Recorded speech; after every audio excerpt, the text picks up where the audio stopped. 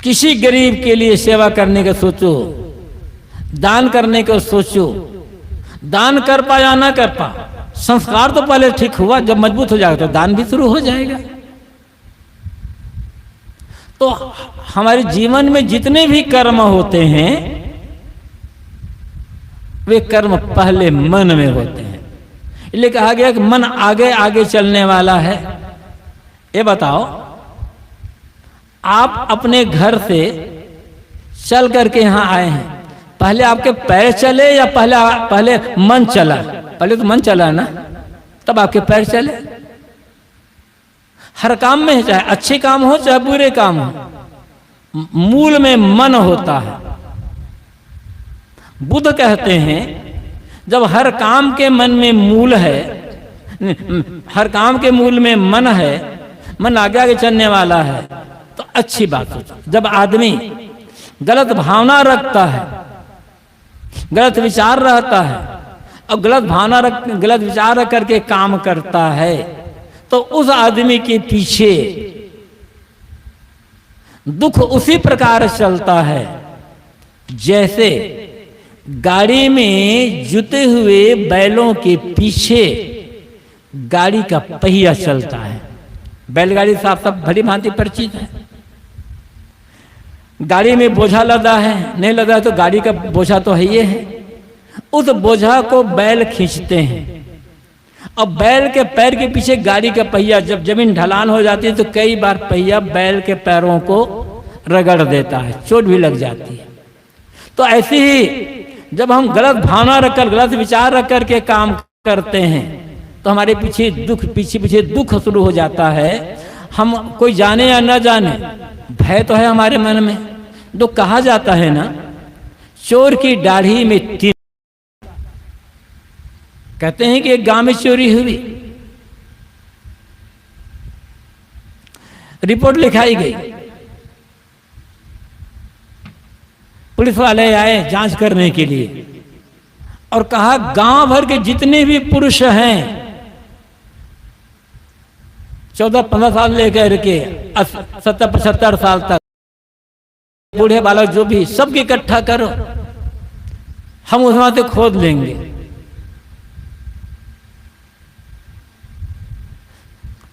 सब पूरे गांव वाले इकट्ठे हुए तो पुलिस वालों ने कहा आप लोग पूरे गांव भर इकट्ठे हुए, धन्यवाद, अब बहुत हमें पूछताछ नहीं करनी है। हम समझ रहे हैं कि चोरी कितने की है। क्यों? जितने चोरी की है उसकी दाढ़ी में एक तिनका लगा हुआ है, हमें दिखाई पड़ रहा है। तो जो चोर था ना, कैसे छुआ, समझ गए बस वही चोर है, लगा थोड़े से वहां पर। क्योंकि जो निर्भर रहेगा तो छुएगा नहीं ना।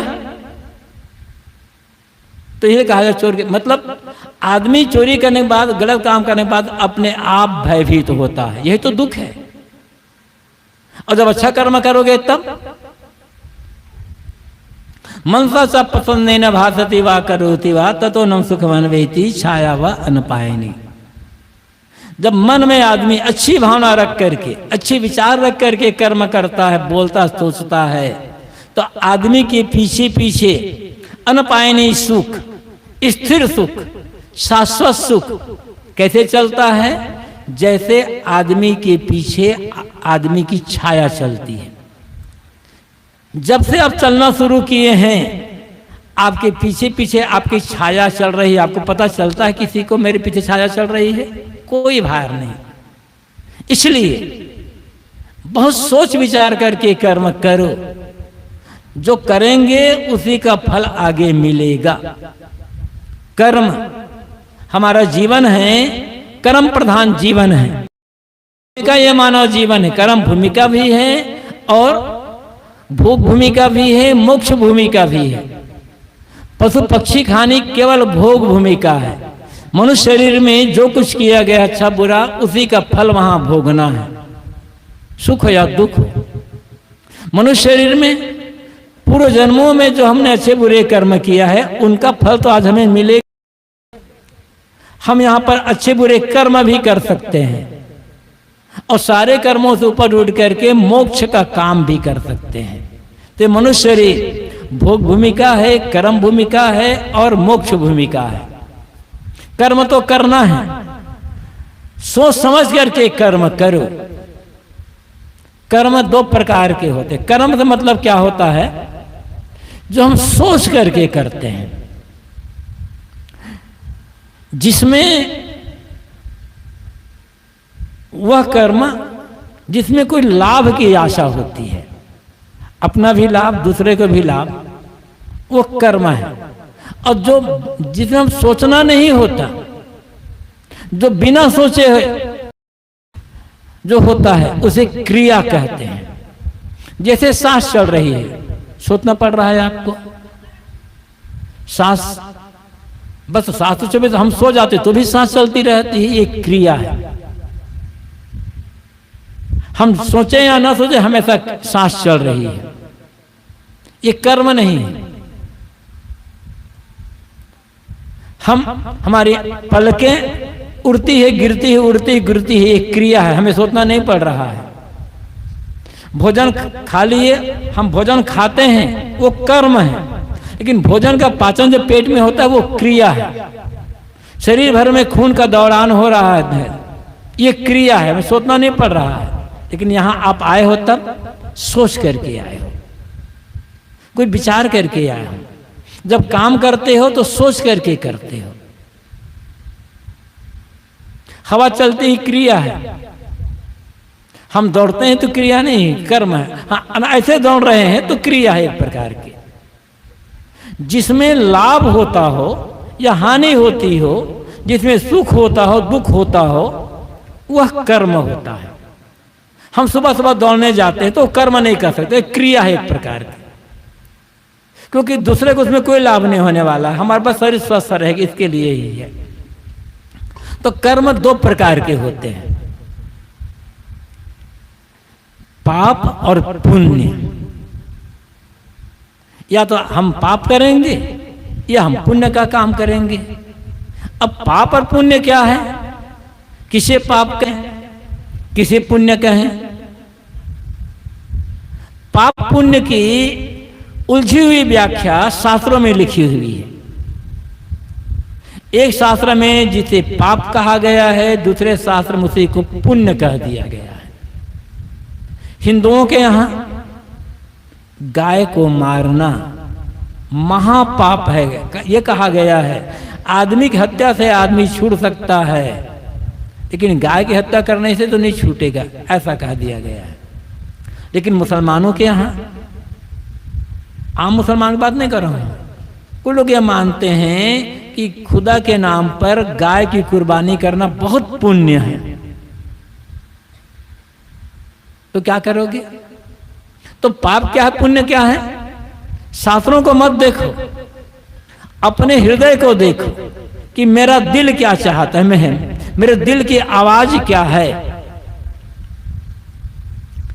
जो जो काम, जो जो बात व्यवहार हम अपने लिए नहीं चाहते और वही दूसरों के साथ कर रहे हैं तो पाप है।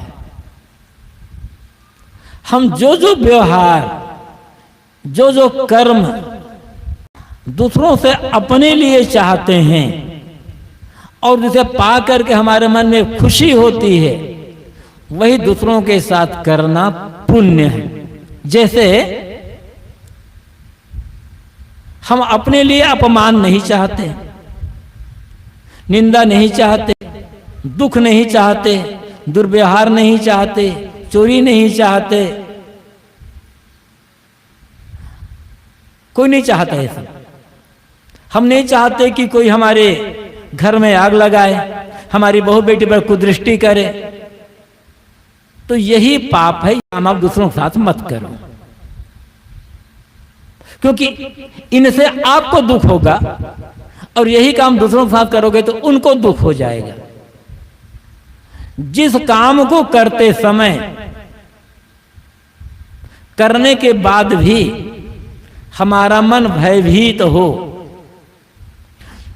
हमारे जिन कामों से दूसरों को दुख मिले, हानि हो, असुविधा हो, और साथ साथ गांव समाज देश की व्यवस्था टूटे, वो सारे के सारे कर्म पाप है। अब कौन कौन सा ऐसा काम हो सकता है जिसे करने के बाद आपको भय होता है, दूसरों को तकलीफ होती है और घर की व्यवस्था, समाज की व्यवस्था बिगड़ती? सोच लो, ये सब पाप है। जिस काम को करते समय करने के बाद भी हमारा मन निश्चिंत हो, निर्भय हो, प्रसन्न हो, दूसरों को भी सुख मिले, प्रसन्नता मिले, सुविधा मिले और घर परिवार समाज की व्यवस्था मजबूत बने, ऐसे के सारे काम पुण्य है। कुछ ऐसे भी काम हो सकते हैं जिसमें प्रत्यक्ष दूसरे को घाटा तो नहीं होता, लेकिन फिर भी हमारा मन भयभीत है, तो समझना कि वो काम पाप है। बहुत छोटा सा उदाहरण देता हूं। जैसे घर में मिठाई बनी, माँ ने मिठाई बनाई, आप देखते हो अरे बहुत दिनों बाद घर में मिठाई बनी हुई है और मेरी पसंदीदा मिठाई बनी है, जो मेरी फेवरेट मिठाई है, जो मुझे बहुत अच्छी लगती है, वो मिठाई बनी हुई है। बड़े खुश हो गए। लेकिन आप सोचते हो ये मिठाई बनी है, माँ तो सबको बराबर बराबर देगी, मुझे यदि ज्यादा मिल जाता खाने को तो कितना बढ़िया होता। यदि आप माँ से मांग कर मिठाई खा लो, जितना भी माँ दे दे, या खाने बैठे सब भोजन समय सबको बराबर मिठाई परोस दी गई, तो भोजन करते समय मिठाई मिली या अपने माँ से मांग कर मिठाई खा ली तो कोई बड़ी बात नहीं, तो आए मिठाई खाए, आई मिठाई मिली, अब खा लिए। लेकिन आप सोचते हो मिठाई बहुत दिन बाद बनी है, पता नहीं मिठाई कितने मिले या ना मिले, थोड़ा ज्यादा खाने की मिल जाए तब क्या होता? आप मन में सोचते हो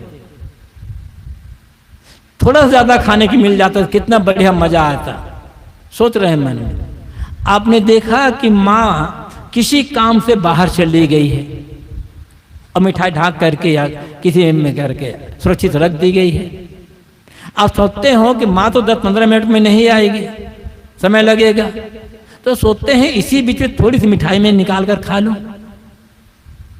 आप गए, मिठाई निकाले, खा रहे हैं और बार बार देख रहे हैं दरवाजे की तरफ कि माँ तो नहीं आ रही है, बस पाप हो रहा है, क्योंकि भयभीत है मन आपका। मिठाई का आनंद नहीं मिलने वाला है, मिलेगा, खत्म मिठाई। माँ से मांग कर खाते तो पाप न होता।